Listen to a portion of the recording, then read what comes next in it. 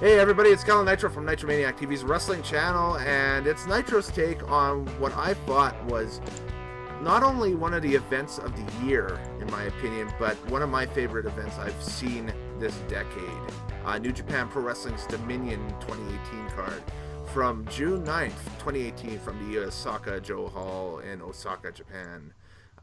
It occurred, and of course it being a New Japan card, I need some help in reviewing this thing. So I'm excited and happy to bring in today the Ginger Gaijin himself, the one baby face heel Moorhouse.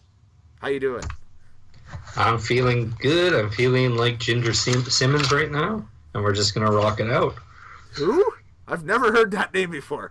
Or Gene Simmons. I was trying to make a Gene Simmons Ginger pun. It didn't obviously cross well. It came out as Ginger Simmons. Maybe that's my new name. It's like, now I'm picturing Jinder Mahal with the full Kiss regalia, and it's just like, okay, whatever. That's a thing. That just happened. So, all right. So we'll go top to bottom on the card, what we watched on New Japan World, because you watched it on New Japan World. I watched it on New Japan World. It's a great service. Go get New Japan World. And the first thing we seen when we opened up the video on demand was it starts right at a promo package. What I thought was the opening for the show, and I thought it was really great, but then it's just a promo package of New Japan Pro Wrestling introducing its new president. Yes. And Moorhouse, can you please elaborate and tell me, who is Harold May? Harold May is a Dutch man who was raised in Japan and is a huge wrestling fan. And he's just recently taken over in the last few weeks and wants to make New Japan global. That's his big goal right now, is to compete with the big boys. I find him, and just from the seeing or the story told in the video package and just a promo, he's very. It's almost as if he's like the businessman version of Kenny Omega in that he can speak Japanese fluently, but he's a Westerner. They've mentioned that he speaks several foreign languages, but that English and Japanese are his primary two that he uses for business, but he can also speak Dutch as well. Mm-hmm. And I think Spanish too. Yeah, he has lots of talent, so that might help expand globally, which is their plan. I think they got the right guy. Like I don't really see, after looking at his past track record and that stuff, I think they got the right guy. Mm-hmm. No, it's exciting times. We will talk about it later, but you definitely see his influence in this event. For sure. He might already be kind of influencing New Japan decisions as well, because don't forget, later this month we have the big New Japan card at, I think it's at the CEO Expo in Daytona Beach. I thought it was at the Cow Palace. Oh, there's an event that Kenny Omega is promoting in Daytona Beach at the end of the month, and it kind of centers around a whole up down down meets, I guess, the Elite thing. Oh yeah, they have the Street Fighter tournament. Yeah, the Street Fighter tournament, but there's supposed to be, I think, like a wrestling card attached to it too that Kenny Omega is promoting. And then the big thing is the Cow Palace in July that they got going on, the G1 special in the USA. So for the second year in a row that they're doing that. So yeah, going forward, this dude, I think, has probably already been involved in some major decisions that we'll see this summer or this fall. Getting involved, and I think they got the right person involved in the decision making for it. So, No, it's exciting there in New Japan because they're getting that creative boost, and having a president that's like, you know what, we're not satisfied with just being number one in Japan and Asia. We feel like we can compete with WWE. So Moorhouse, there's been a question since the promo video has aired, and I want to get your opinion on it. Was it necessary to see New Japan's new president in the shower off the beginning of the freaking promo video? Absolutely. I feel like being in a shower shows your human side. We've never seen Vince McMahon in a shower. So this is showing God. like, do you want the president who takes showers and you see in towels, or do you want the guy who wears business suits and starts up football leagues? God damn it, pal! The water's too cold. I don't take showers. I make the shower take me. That's damn it. right. He's taking a McMahon. Oh man, yeah. It was just it's been a hot button for whatever reason. It's been a hot button topic on some of the wrestling forums right now, and that's if it's like, was that shot selection a little bit necessary or what? But no, again was duped by it because I thought that was the opener. I thought they were going to do like New Japan is worldwide now type opener, but I didn't expect the whole thing to introduce a new president. But hey, guy seems like a decent dude, so that's good. See, and I thought it was going to be a new debuting superstar who doesn't wear pants. Because they didn't show him; they just showed legs. Joey Ryan makes his New Japan debut. No pants, baby! Our opening contest as the commentating team of Don Callis and Kevin Kelly welcomed us to the Osaka Joe Hall. Was for the IWGP Junior Tag Team titles. The champions, El Desperado and Kanemaru versus Roppongi, Free K of Shonyo. And really enjoyed this match for an opener. I love watching Roppongi Free K in the ring. Mm-hmm. And I think Rocky just adds that extra pizzazz to them on the outside. I don't get the Ghostbusters gimmick. Quite frankly, it's just kind of a... I think it's just like, I'm going to walk out with a fire extinguisher on my back and just, shoot dry ice in the crowd, and the crowd loves it over there. So, I don't know if that would have the same effect on, say, like a WWE program or something. It might. I mean, we've seen twisted stuff like that take off in the past, but it's kind of quirky, in my view. No, it was a good start. I wrote down a few notes. I do think that Sho and Yo need to slow it down a bit. I thought, they could be selling a bit more. They can just work the action a bit more instead of doing so many high spots, I think that's a knock on the entire division, though, because that entire division just likes to blow through matches like nobody's business. Talking the junior heavyweight division, not only just in the tag team but in the singles as well. I think that's just the style of not New Japan, but of junior heavyweight wrestling across the board right now. Because you see that sometimes too with 205 Live and some of the big independent type cards that still rely on the junior heavies a lot, like the Evolves, the Defies, stuff like that, where you got guys just blowing through spots and not really selling much. So. No, and I agree. Maybe they will slow down eventually. Like, eventually your body will break. So if they keep at that pace, it's going to be disastrous in their later lives. I do like El Desperado. He's a slower junior heavyweight, but he's definitely... I like his character. He's a bit ruthless, which is fantastic. He might be losing the mask here shortly, too, because they teased that, I guess, in Mexico, there's a Dragon Lee versus El Desperado mask versus mask match coming that's going to be headlining a card in Mexico City or something like that. So looking forward to seeing the result for that. That's going to be very interesting going forward. Yeah. Yeah, not sure if they're going to mask Dragon Lee. So no, I don't think so. So I think that would probably be the way to go. The deal though is, could he be kind of their version of Pentagon? I would think so, because he could probably roll out with the face paint and do something kind of freaky with that. So yeah, and I like his character. I think he could be a star in the juniors because he's just the polar opposite of what everyone else is doing. He's just he's slower. He takes his time with things. No, I really enjoyed this match for an opener. Great opener, back and forth. Was really hoping to see Roppongi get the belts back here, but hey, they're going to be big attractions on this coming, I guess, U.S. tour of shows that they're going to be doing later this month. So it's good, and it's always fun to see Rocky in a event capacity, whether it's commentary or whatever. He's a good dude. That's why he's the North American ambassador. He is. Mm-hmm. Mm-hmm. The storytelling was that the rookies just made that crucial mistake, which cost them the match. Otherwise, they were way ahead in the offense. Mm-hmm.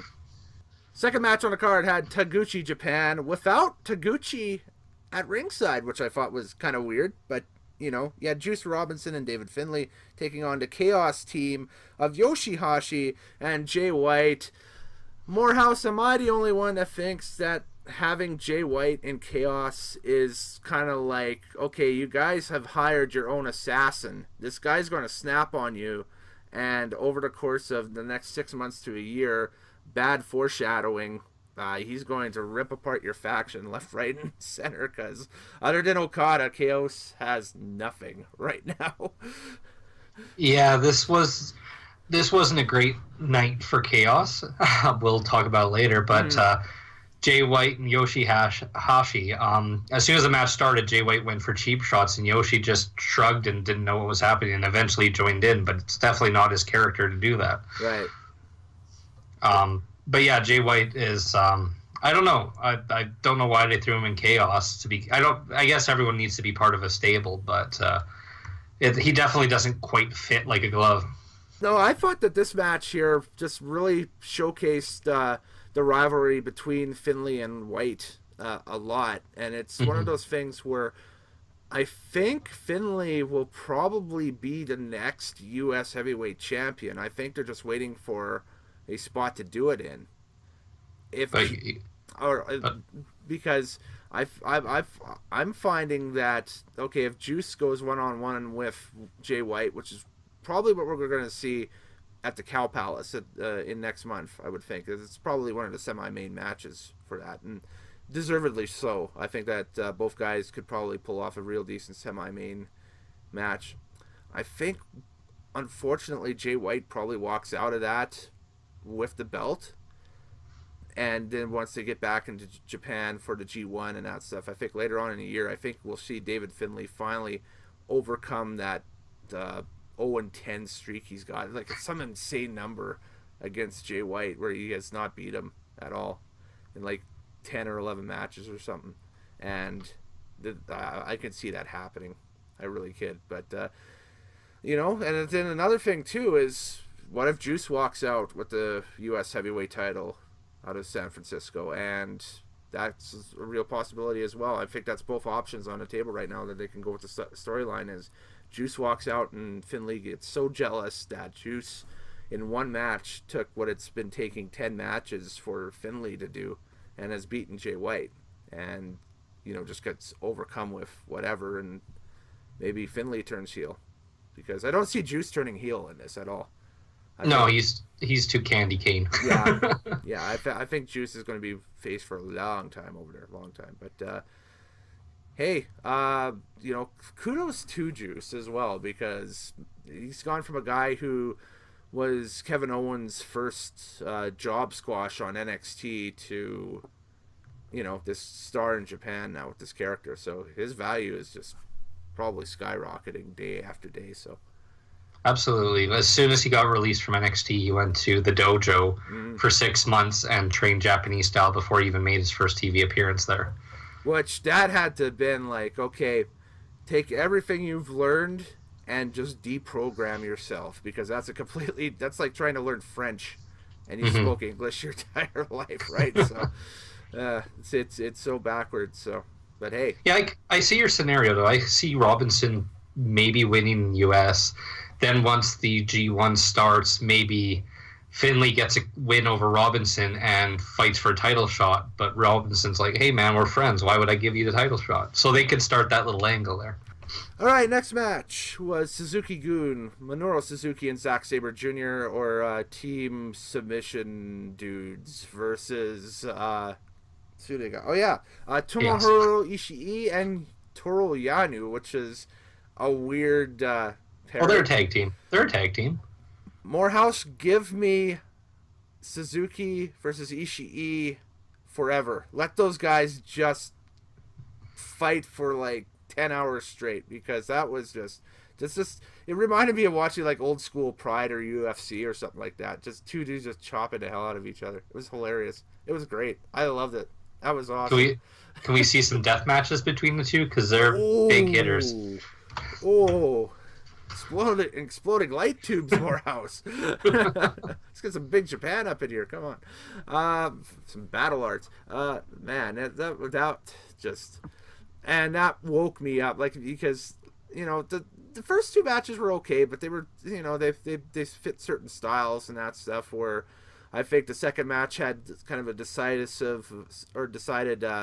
North American, maybe sports entertainment flair to it, and the first one was your typical independent flippity floppity happening. This one here was just straight ahead, old school, two shooters getting it on in the dojo type thing, with a submission expert and a comedian involved. Mm-hmm. Yeah, that was weird though. Like the quirk on commentary, I looked it up after, is that Toru Yanu's record against Minoru Suzuki actually pretty good. Because he cheats. It's not bad. He actually has a winning record against him, which is, hey, you got something to hang your hat on, I guess. So, right on. Do you think Taka's the best hype man right now in the business? It's hilarious because it's a complete role reversal from what we would see in North America, where we'd have a Japanese heel wrestler come in and have an American spokesperson, as the mouthpiece. We've seen it in the 90s. Of course, wasn't Japanese, he was Samoan, but Yokozuna, and you had Jim Cornette as the hype man cutting all the promos and that stuff. Over in Japan, obviously, roles reversed. You got Zack Sabre Jr., who's this Western invader coming in from England and doesn't speak a lick of Japanese, but has one of the best promo dudes in Japan, and Taka Michinoku as his quote-unquote manager or Japanese spokesperson, I guess. And man, that t-shirt, they're funny. They're a pretty good tandem together. That t-shirt he was wearing is actually pretty cool too. I imagine that'll be a hot seller once that comes over to Pro Wrestling Tees and Hot Topic. You can probably sell that right now in Hot Topic, and it would be a top 5 seller, guaranteed. People love their Taka over here.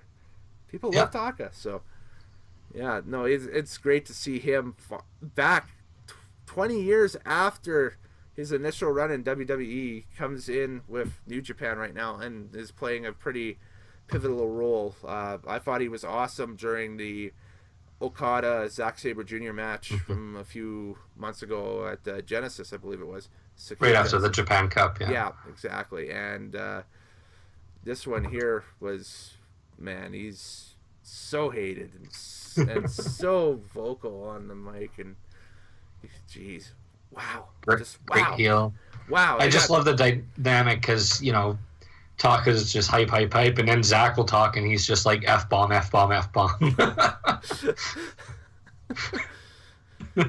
I mean, those are two guys that could stand on their own if they just chose to leave that faction and just be heels by themselves. I think they're already mid-card heels as it is, and then you could probably put them in upper mid-card challenging for various belts.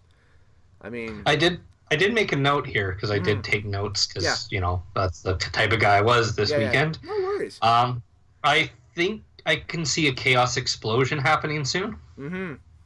I was thinking, what would it be like if Suzuki and Ishii have a little feud, get respect for each other, and then become a heavyweight tag team?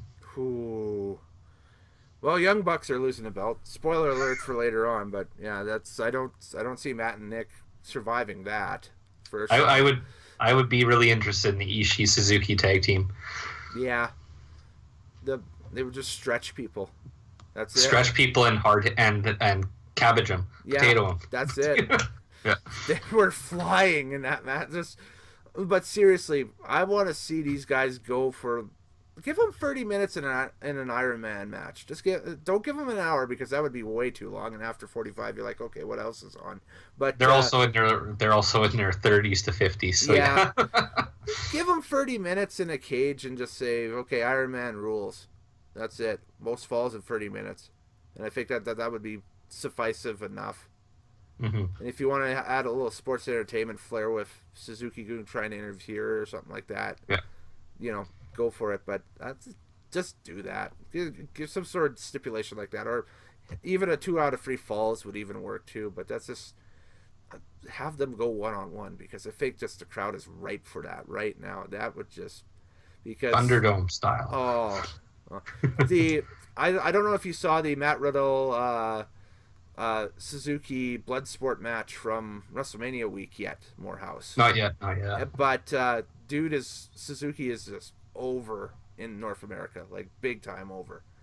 So that could potentially be something that they're saving for the San Francisco show, maybe having them go 1-on-1. So yeah, Suzuki's a scary, scary man.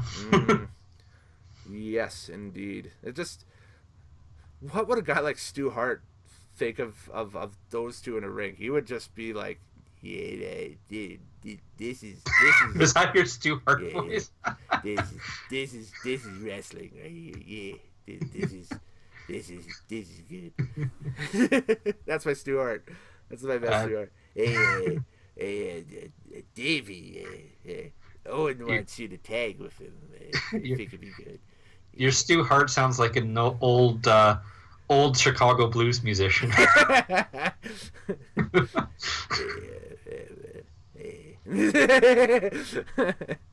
Yeah, why don't you swing by the house and I'll teach you a couple of things. Yeah. Come downstairs. This is where everything is. Jeez, all right. and then you get the scene from Hitman Hart Wrestling with Shadows where he's got that poor French kid tied up in knots. So there we go. Well, so that's what happened to Pierre Lefort. Yeah, exactly. Wrestling with Shadows. If you haven't seen it, that's that whole scene. Like literally, Stu Hart has him tied up in a pretzel down in the dungeon. It's insane. But next match was for the never openweight belt. The three combatants was Big Mike, Michael Elgin, wearing tribute trunks to Furnace and LaFawn, which was awesome. I popped for that. I was just like, oh, cool. The Can-Am connection from All Japan, and of course Furnace and LaFawn in WWE. That was one of the big tag team pickups in 1997 that, for whatever reason, never really took off in WWE, but they were still one of my favorite tag teams to this day to watch on old WWE television and that stuff. Like those guys had they wrestled. They just did wrestling, which was good. So Hiroki Goto and the Final Fantasy reject Taichi. So you had Big Mike, you had the Samurai and Hiroki Goto, and Taichi, who looked like he walked off the box cover art for the next Square Enix game. So the Taichi character, again, it's very Castlevania-ish to me. It's Final Fantasy. It is. It's yeah. You expect this guy to be feuding with Squall at the end of 10 or something, or at 7 or something like that. What's wrong with Squall? Squall was 7, right? Yeah. Yeah, and then he has a sad girl with him too. Yeah, exactly. So there we go. So she becomes Harris, and she gets killed later on, and he gets all emo and like, why, Elgin looks ripped. Oh, he lost a lot of weight. He dropped some weight. They were saying on commentary there they dropped about 20 or 30 pounds, which dude was built to begin with. I can't imagine a dude like that getting 20 or 30 pounds lighter, though. And just amazing ability in the ring. Kind of reminds me of like a Dr. Death Steve Williams type. Mm-hmm. Just, low to the ground bass, but he'll just straight ahead rock and roll, He did a few high spots, too, in this match. Oh, yeah. He did. Didn't he do a dive to the outside in this match too? I'm just trying to remember now. Yeah, he did a swanton out of the ring onto the floor. Wow. Yeah, no, that's man. Is he exclusive now to New Japan, or does he still come over and do Ring of Honor shows? No, there's a lot of issues with with him and an incident that happened last year, and he's kind of banned to Japan right now. Right, so it's still up in the air over because of the whole I think it was like a sexual assault thing. Yeah, with it was his promotion? camp. He had a few wrestlers he was training. They were sexually harassing and assaulting women, and he didn't report it. Right. Okay. So that's allegedly the alleged information that we've got. Yeah. Yeah, I mean that's kind of just the reality of it right now, where you know that's the only place where really you could watch Michael Elgin right now is New Japan, which that's good for New Japan. That's another caveat that they have, that they can use this talent for whatever they want. So I guess once the jury's still out, once things are figured out in the States, then we can make a better judgment on what to say of, I guess, the character of the dude and whatever. But the ability, though, is on raw display. It's there. And walked out with the never openweight title out of this match.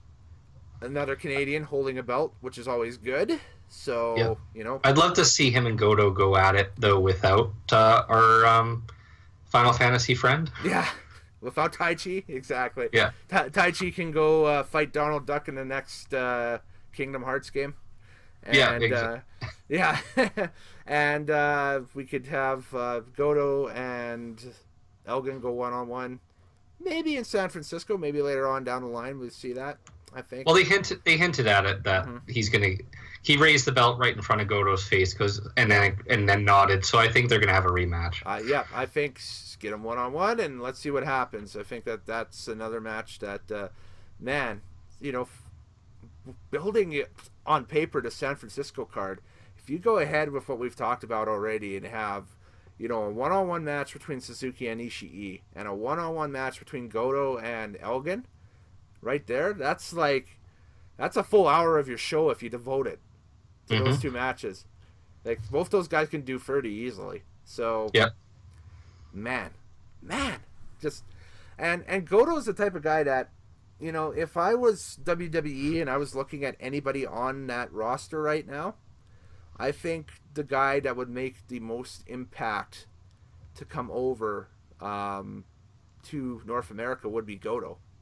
I think that you look at him just because of the longevity. He's been there since 2002, and you could just bring him over, and that would be a jaw-dropping move for sure. I just worry that they give him a goofy gimmick, because they have done that with bigger Japanese guys like Suzuki before. I think what you do is you just let him be him, and then just call him the Samurai Goto. Yeah, because he does have like a mystical type of character. So, and put him in NXT for a bit, let him squash people down there, bring him up to SmackDown, and then there's Nakamura's next feud. Yep. And that's how you turn Nakamura face again, and then we forget this whole AJ Styles Nakamura thing in WWE ever happened. That's that, and that's another video later on down the line. But man, am I pissed off of how that happened this year. You're not looking forward to a low blow on a pole match? Can we stop with the dick shots, please? Just the feud is about dicks. Did you know that? And Joey Ryan is nowhere to be seen. No, he's dead. He's dead. He is dead, but the ghost of Joey Ryan has been booked for All In, evidently. So he has, and he's doing a Starcast too. And Joey's hot wife. So there we go. So IWGP Tag Team titles were next on the line. We had Sonata and Evil versus Nick and Mac Jackson of the Young Bucks, and this was the Young Bucks' their second real opportunity in New Japan at the IWGP Tag Team titles. They had talked about an opportunity that they had earlier on a few years back when they were still junior tag team champions, I guess, on a show. They challenged for the IWGP belts, but this was their first one as legit heavyweight tag team wrestlers, and against Sonata and Evil, who were the IWGP Tag Champions, coming out of, I think it was Wrestle Kingdom this year. They had won the belts. Yeah, they beat the Killer Elite Squad. That's right, they did. Yeah, that was the match that they were ragdolled for about 6 or 7 minutes of it, and then put up 2 minutes of 2 minutes of offense and won. Which still got a 3.75 by Meltzer. Which is weird because that's a total WWE trope. That's a trope of WWE programming, is that, a team is going to get beat the hell on their programming in a title match and then only be on offense for 2 minutes but still win a match. So, but that was then. This is now. This match here I thought was awesome. You were talking about we were talking about psychology earlier, and the psychology with I think it was Nick. Nick hurt his leg. Yeah, going for the super kick and then hurting his leg on the outside. And then Matt's continually selling this back all year. For guys that were, just ripped apart last year for not having that type of psychology in matches and that stuff, I think that they've proven it to all the haters out there that they have that, or that they can do that. So, good on them. They were too hurt to even do their Meltzer driver. Yep, no Meltzer driver in this one. They were building it up to the Series 1 finisher for the Young Bucks and more bang for your buck. So, and they finally got it and got the pinfall for it. So, of course, this all leads to what happens at the end of the show as well, and we'll get to that in due time on this. But your thoughts quickly on some observations that you've seen during this match. Going into it, I was 92% sure that the Bucks were going to win it. They did, because I wrote down, I felt this way until later on, that Sonata and Evil don't have the same momentum they had last year. Mm-hmm. They're kind of just lost in the shuffle right now. I think the whole LIJ crew is kind of stifled a little bit right now. I think they're just kind of, not floating along. Well, not everyone in there. So there's, one guy in particular we'll talk about later on. That's going on, and of course Naito is still huge as well. So there's a couple of guys there. But like Bushi, Snot, and Evil, there's really nothing going on. Well, we'll talk. Like I said, there's an angle we'll talk about later on involving one of them. But right now, it just didn't make sense for them to retain because they had no heat coming into it. Well, heck, Bushi's become a little. After the whole Jericho-Naito feud, nothing more than the old Bone Soldier character used to be now. Unfortunately, just filler, because everybody thought Bone Soldier was filler going into the Best of the Super Juniors, and then all of a sudden it's freaking Ishimori, and he puts on like a 5.5-star match in the final with Hiromu that we'll talk about later, but not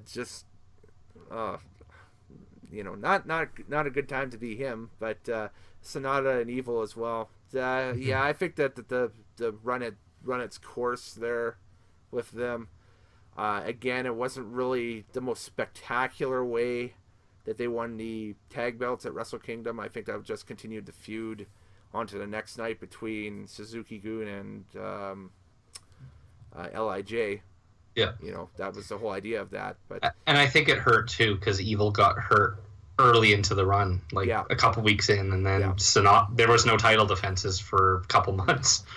Yeah, but no, Bucks get another crown for sure. Probably the big crown that they were looking for right now. So they've been Ring of Honor Tag Team Champions. They're now IWGP Tag Team Champions. They've held the belts obviously in PWG and elsewhere. But that's the thing, is that going forward, we'll see what happens. Do they end up in WWE eventually? My money says yes, probably, because everybody does, but I say not for another few years. No, I think that they're still going to milk this for another 2 to 3 years or so. But I think once they get, a little bit older, maybe into their mid-30s or so, they might look at potentially moving over to WWE for their quote-unquote sunset years. To just get your WrestleMania in. Yeah. Get your WrestleMania rematch with the Hardys and just roll right out. Hardys are going to be like 45, 50 then. Broken Matt is 1,000,000 years old and still looks great. So just. Well, the good thing with Broken Matt is his style isn't really that hard on his body right now. No. Jeff, on the other hand, is still trying to turn the clock back to 1999, 2000 for whatever reason, and it's just kind of like, dude, you're a 40-year-old doing swantons. Quit it. Can you please work a safer style, please? I know that's your. It's like watching, the old X Game athletes try to attempt like super record jumps and that stuff. like watching like a Matt Hoffman try to do like an insane half pipe or something like that. It's like, yeah, that's great, but you're in your 40s now. Please don't break a hip. Even Jericho slowed it down. Yeah, exactly. So, all right, but no, this was a fun moment for me to watch this match, and I enjoyed the story from beginning to end. Loved the psychology with the leg, and going forward, Bucks IWGP Tag Champions, long may they reign. I think they've probably got a match with the Killer Elite Squad somewhere in the future, I would think, though. So that would be probably pretty good to watch, I'm going to say. Once this whole Bullet Club stuff kind of, if it blows over, or if they're not going to pursue it right away, I think that would probably be the next logical team that would challenge for that IWGP tag belts. Next one was the 6-man tag dream partner match, and I always love when they do something like this because it's like stacking the cards for an all-star game. And on one side you had the Bullet Club, I guess quote-unquote all-stars of Cody, Hangman Page, and Marty Scurll. And then on the other side you had Hiroshi Tanahashi, Jushin Liger, and Rey Mysterio Jr. What? First time.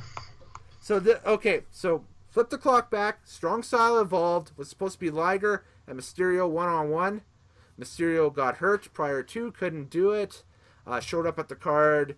And of course, we got an awesome replacement match between Liger and Ospreay one-on-one, which, if you're going to pull a replacement match out of anywhere, that's actually that might be even better than what you originally had booked.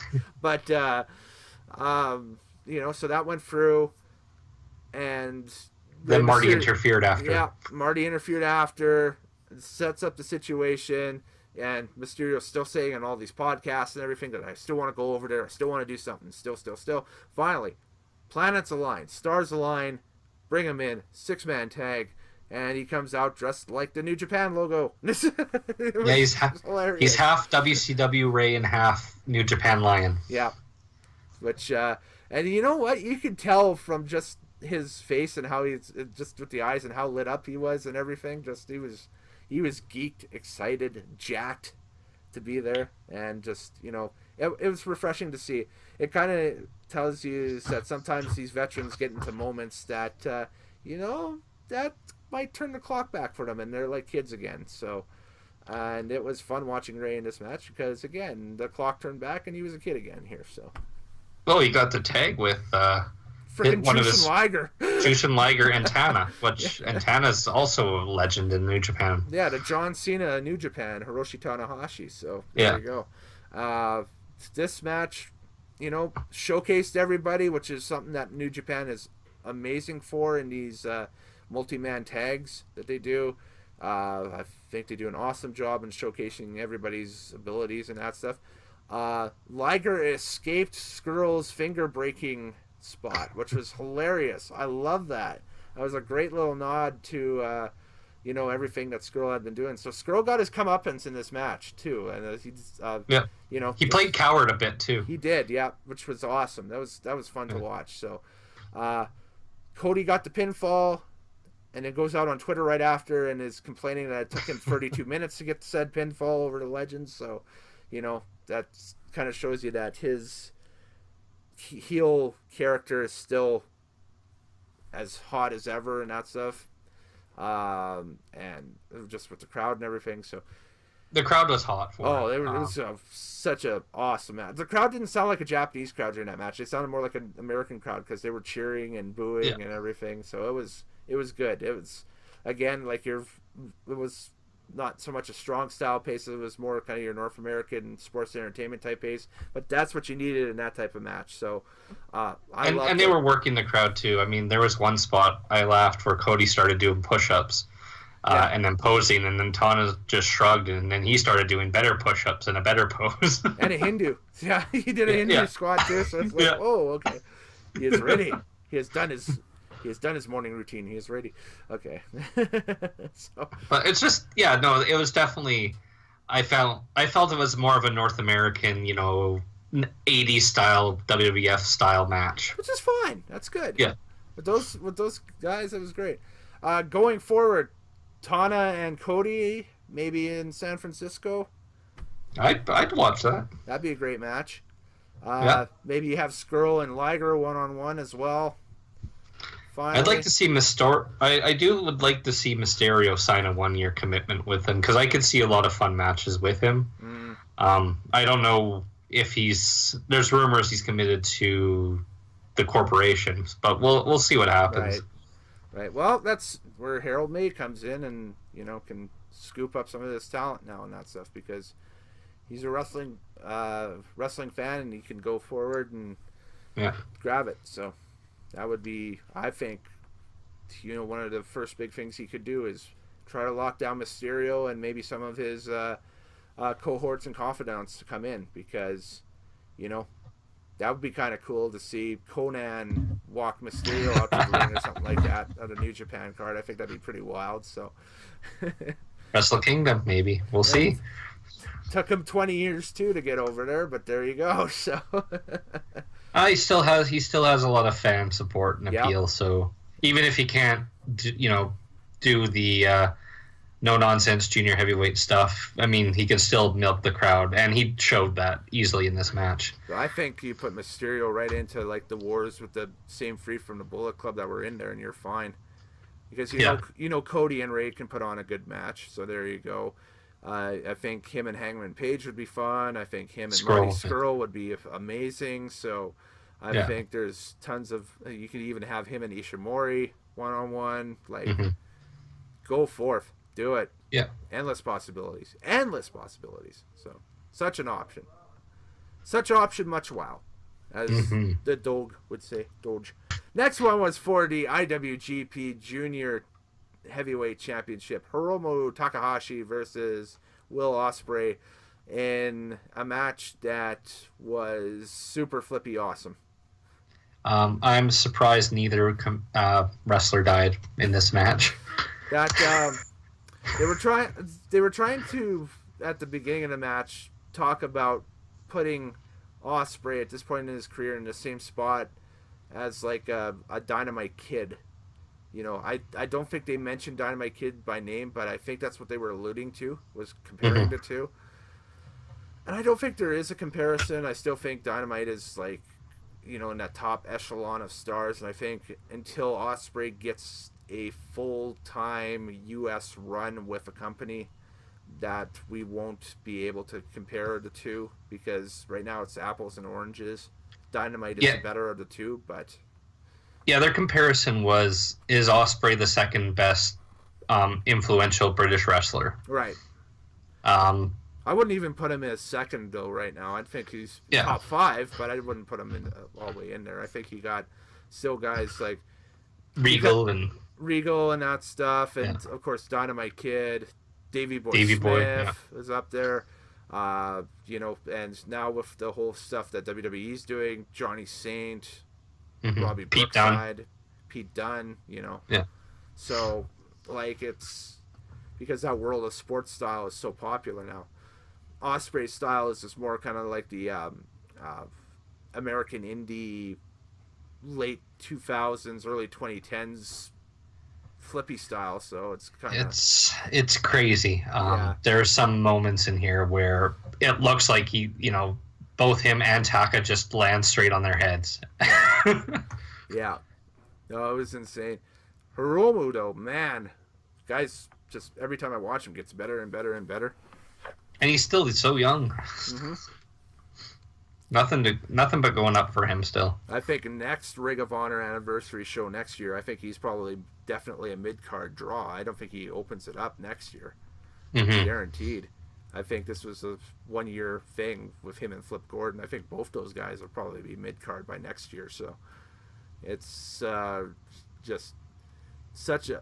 And he won the Best of the Super Juniors, the 25th anniversary of it, which is a huge deal. And then walks out and wins the IWGP Junior Heavyweight title. And I think he's big enough now. Maybe he's a guy that fractures off from LIJ now, and maybe he goes out and kind of establishes something on his own a little bit, because, we know Ospreay is in Chaos, and Chaos is kind of fracturing at the core of it right now. Not a good night for Chaos. No.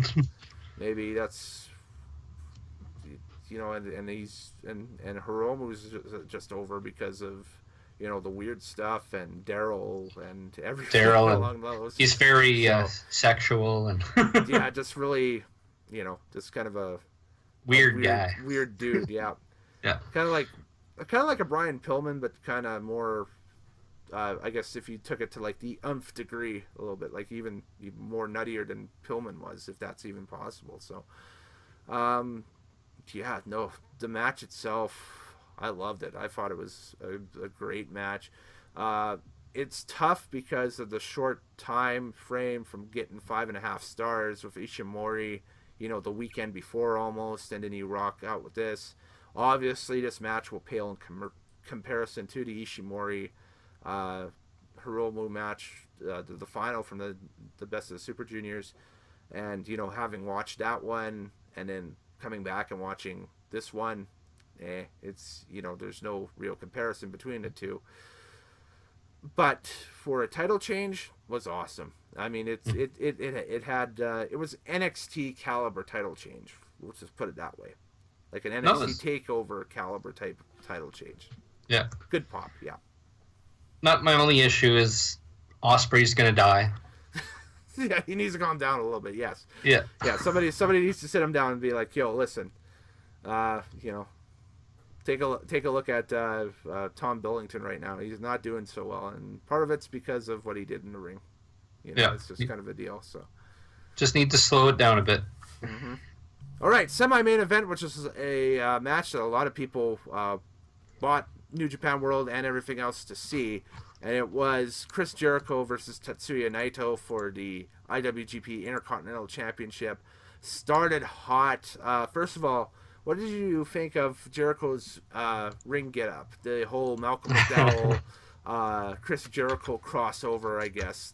A clockwork Jericho, if you will.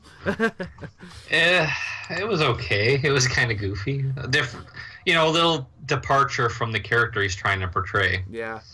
Yeah, it's a little different than the Ayatollah of Rock and Rolla there and that stuff. I mean, like, I saw a meme online where it was, that feeling when, 10 years ago you're stuck in a heavy corporate environment, and 10 years later you can do whatever the hell you want.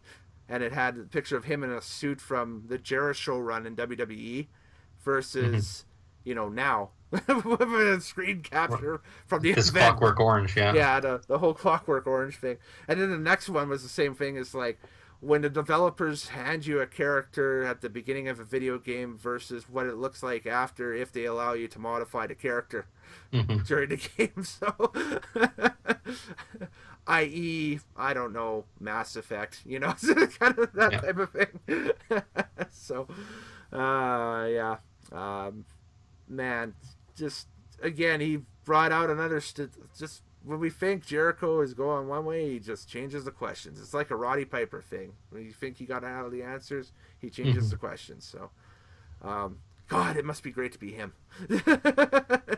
Tiring. He's been everywhere. Yeah, that too. But man, it's just, he can do whatever he wants. That's the thing. That's what everybody aspires and dreams to do, and it just seems like everything he does has an impact. So Naito's outfit to the ring was actually pretty cool too. He's done that gimmick a couple of times too, with the suit and the mask. The mask, yeah. But he didn't get to take it off properly. No, the fact that he got jumped on his way to the ring and everything was very just it woke everybody up. And then it was just like watching Wrestle Kingdom again, where, okay, we bring Jericho in and it's going to be a hardcore war. Yeah, it's just complete nonsense going on. Yeah. But the fans loved it. I think they like that Jericho. That's the thing. I think a lot of fans love that. I noticed during the match, Naito was getting heat. Oh, yeah. They were booing Naito big time during that match. Big time. They were cheering Jericho, even though Jericho was flipping them off and flipped off the camera. And yeah. They like a little abuse, those Japanese guys. They do, yeah. I guess take note, I guess. I don't know. Unless, that could be a bad thing, too. You just walk off the airplane in Tokyo and just start throwing people around. And then they just clap. grab the pilot and just toss him off the. Oh, we're in Japan now. Okay, see ya. Yeah, and once they finally settled down and got into the ring, it was really good. But the whole overwhelming story was the whole jump at the beginning and just again a whole rehash of the Wrestle Kingdom match with Omega, where a good portion of that match was outside the ring, which that's what they wanted to do. And again, same deal. So, yeah, except I found this was pretty graphic because Naito started bleeding from his eye and his ear. Yeah. He was just bleeding everywhere. It was just, it wasn't for the kids, we'll put it that way. So no, well, especially with the language. This Jericho you do not want to show to your kids. That's no. It's a very adult-orientated Chris Jericho at this point in the game. So, but he walks out with the Intercontinental belt. Your thoughts on that? So, I'm a Naito fan, and I think he'll get his due. But I made a point that he's always losing the big matches lately, which is just a thing maybe he'll have to get over. Maybe they're working that in the storyline. But I'm excited for Jericho to hold the title because we're going to get more Jericho New Japan matches now. Mm-hmm. Guaranteed. Absolutely. And I'd love to see Jericho versus Tana. Do you think, if you watch Being the Elite this week, they kind of tease something where the Young Bucks and Jericho might tag together on a ship on the cruise. It hasn't been confirmed, but yes, it's kind of hinting that it's going to be a boat match. Where I've even seen online where it's SoCal Uncensored versus the Young Bucks and Jericho in a 6-man. So, I mean, this is the absolute worst boat. I see you anyway. But that's if that was not the case, potentially going forward, you have something like that where Jericho could defend the IWGP Intercontinental belt on the boat too, which would be kind of cool as well. After the match, after the match, Evil came out and it kind of hinted at Jericho Evil being a match coming up for the IC title, but it's definitely one I don't think Evil will beat Jericho. No, I don't see, Evil beating Jericho at all. No, but it would just be maybe a match at Cow Palace. Oh yeah, absolutely. If that's something that they throw forward, that's right. Naito's second in command there, right? So. But then in the long term, I see Jericho holding on to this belt till Wrestle Kingdom, and then fighting Tanahashi for it. That'd be cool. That'd be all right. Mm-hmm. Or Okada, because Okada has nothing right now, too. Yeah, Okada's got nothing as well. So I think an Okada-Jericho thing would only be natural, considering that we started a year Omega Jericho, and then, we start next year with an Okada-Jericho match. There you go. That's Jericho's finally got a chance to work the two, quote-unquote, best wrestlers in the world, right? So yeah. So I mean, that match was everything it was built up to be. Again, I would assume that Don Callis had the whole creative mindset behind the entire thing. Also, on camera, Callis and Jericho are starting to have a rift.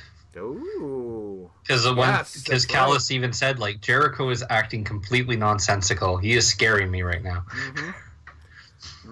Exactly. So maybe that leads to something on the boat too. You don't know.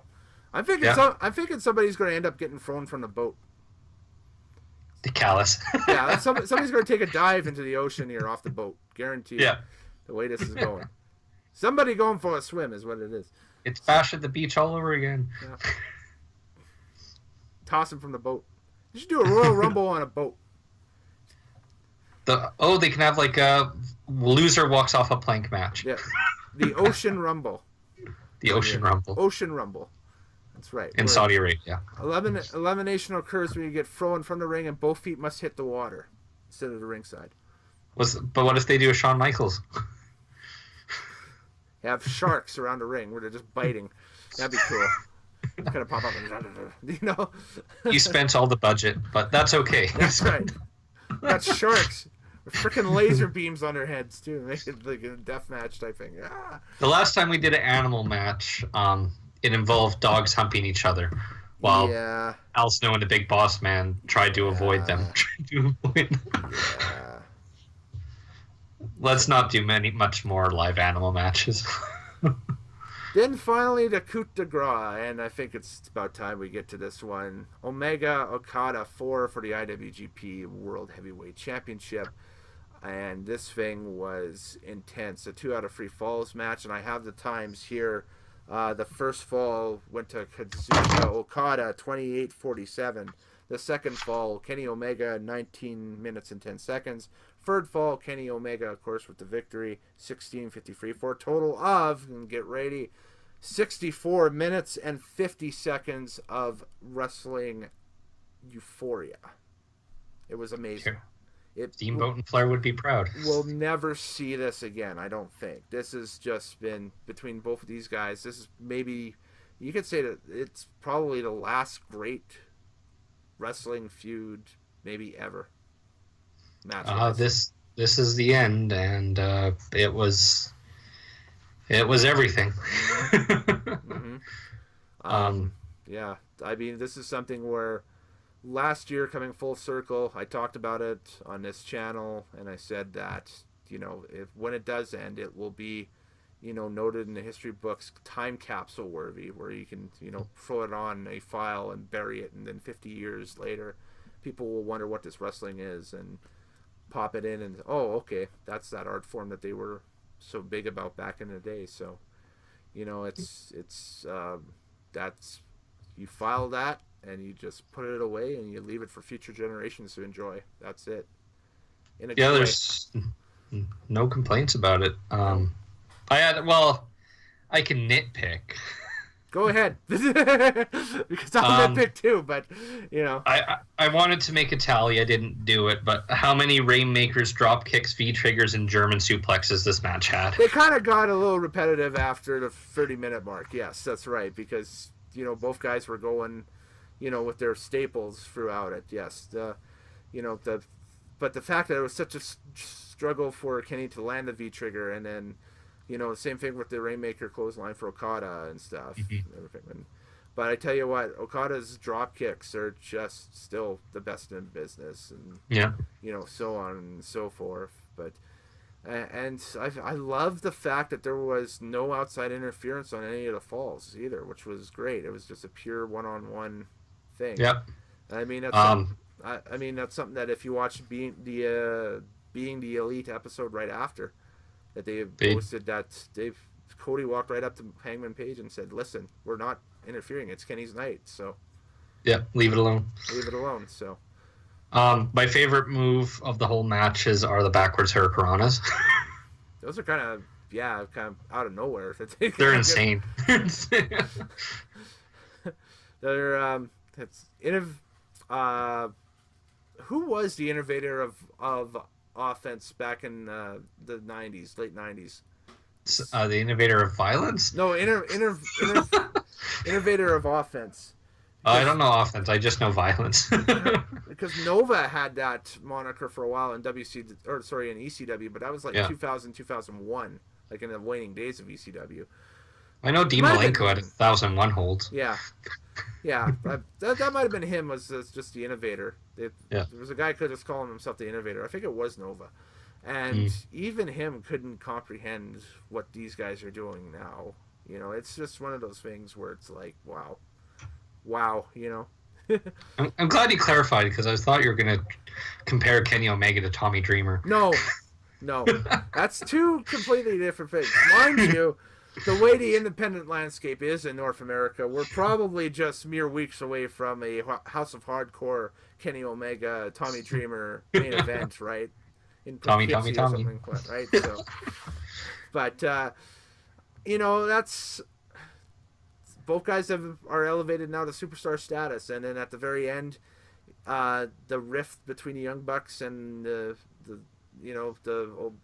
Ibushi Omega side is all. They're the Golden Elite now.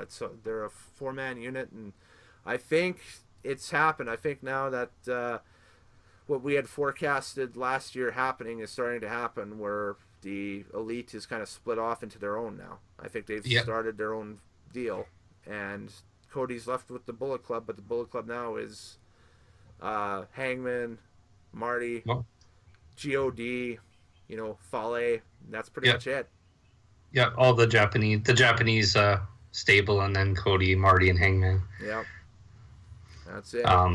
Yeah, no, I think this is like the Wolfpack split. That's right, and they're able now to jump over, and they'll be able to do the Ring of Honor stuff and go forward with that, and that's pretty much it. So now the hard part, and I found the hard part of the entire thing, and this is the part of the show where I give the rating out of 10 on the show, taking into account production, show length, watchability, rewatchability, that stuff. No show is ever perfect, so I can't give a 10 out of 10, but I could see myself years from now popping this thing in and watching it again and that stuff on whatever device or service there is that will carry it or whatever, if the Japan World is still a thing going forward, etc. 9.75 out of 10. I'll knock off a 0.25 just because of the length for the show. That's it. But other than that, because I thought that we're still conditioned for the 3 hour thing, and that by them going close to 5.5 with it, it's kind of long. I can imagine trying to watch this thing live over here in North America. It would have started at about I think it started at 2 a.m. 2 a.m. our time here. So yeah, that would have took us easily into the early morning hours on Saturday at 6 a.m. or so. So yeah, I could kind of see that being a long pull for fans and that stuff. So knock off 0.25 of that, but it was the perfect card, I think. So 9.75. Yeah. There you have it. He loves Tai Chi. No. 0.25 off for Tai Chi. 0.25. Yeah, that is Japanese culture pointing fun at itself, right? Because of the Final Fantasy games and that stuff and everything, and that's just my opinion of it. That is Japanese culture pointing fun at itself with that. Like it's got to be. He fits all the tropes of a Final Fantasy villain, and he's a heel. He's got the girl that worships every move that he makes. He's got the whole he's a heel. He's got the whole mysterious mask thing and that stuff. And she was, when he got pinned, she was crying on top of it. It was funny. Yeah, it's good. Myself, I will give this event 8 out of 10. 8 out of 10? Okay. Yeah. I think it started off but it picked up mid card. That's another thing too. Yeah, it kind of started off like your normal, I guess normal card with the lower end matches being meh to passable, and then once it picked up. So can't wait to see what's next with Jericho. Can't wait to see what's next with Mysterio. Can't wait. The G1's around the corner. G1's around the corner. The field for the G1 could be very interesting going forward. And then on top of that, we got the American Specials coming up. We've got something that Kenny Omega is promoting in Daytona Beach, and I do believe there's a wrestling card hooked up to that. But I think that might be a little bit more than a glorified spot show at that point. I don't think there was anything big off of there. But the G1 Special in the U.S., the Cow Palace, I think that's July 7th. Then G1. Yeah, and then the G1 tournament. So. And then All In, and then the boat. That's right. The two big independent events, the All In and then the Jera Cruise. Yeah. And there'll be tons of stuff happening with that. So it's going to be a huge summer for pro wrestling. Subscribe to Nitromaniac TV. Myself and Moorhouse will try to come in and kind of tell you about whatever happens as often as we can. It's a busy thing. We can't always report on, if somebody, has a weird electrocution match in Japan or something that we haven't seen or whatever. But we can report on, hey, Ring of Honor has a pay-per-view, yay, That's stuff we actually can get. Exactly. Yeah, for sure. Being in Canada, we're kind of wrestling's not really a big part of Alberta right now. Gotcha. I'm just looking to see if there's anything anybody is asking about the card itself. Was my elbow infected? There's one question. That's one. I don't know. Is your elbow infected? Hold it up. Probably not, but no, it's fine. Thank you. Yeah, let's answer that one right away. And that's pretty much it. I don't see anything else there, so that's good. So everybody enjoyed that card. That's awesome. We're out of time. I'm Kellen Nitro. He's been Moorhouse. Moorhouse, can they follow you on social media? Should they are wanting to? They can follow me. They can follow me at One Babyface Heel, and they can also stay tuned because I've watched a couple Vince Russo Nitros already, and I'm pulling my hair out.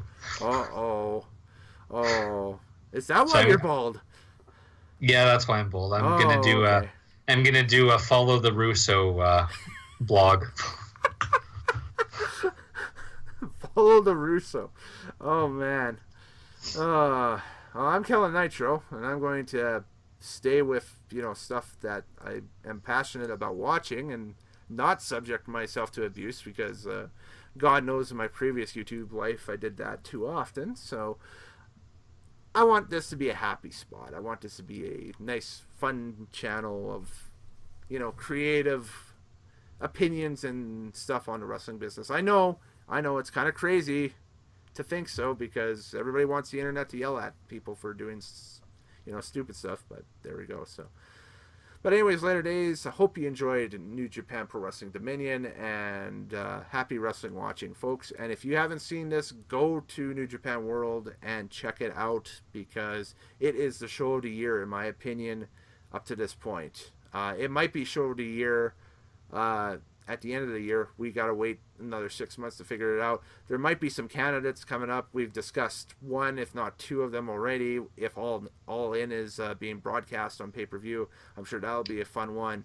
It might be because they hinted at New Japan that Don Callis is doing the commentary. That's right. Yep, they needed somebody on the headset. So he's obviously a real decent colorman for sure. So it might be interesting to see who they pull out of the woodwork to do the announcing.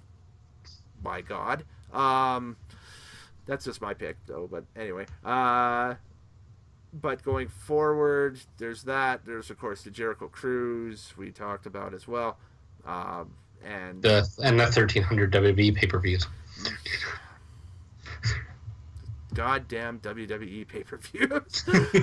5 hours now, Moorhouse. 5 hours. Yeah, there's one in a couple weeks here, and we'll see. But the good news is there's a NXT takeover the night before, which is going to be better. Which will be really good. The way it's shaping up, that might be a card of the year candidate. So we'll see what happens off that one. So I know the one last year was so. Yeah, and I mean WWE has a lot to do to make up for Backlash because there was a lot of backlash about Backlash. Absolutely. But that's another time and another place. I'm Kellen Nitro. He's been Moorhouse. Take her easy. Happy wrestling watching. Later days, guys.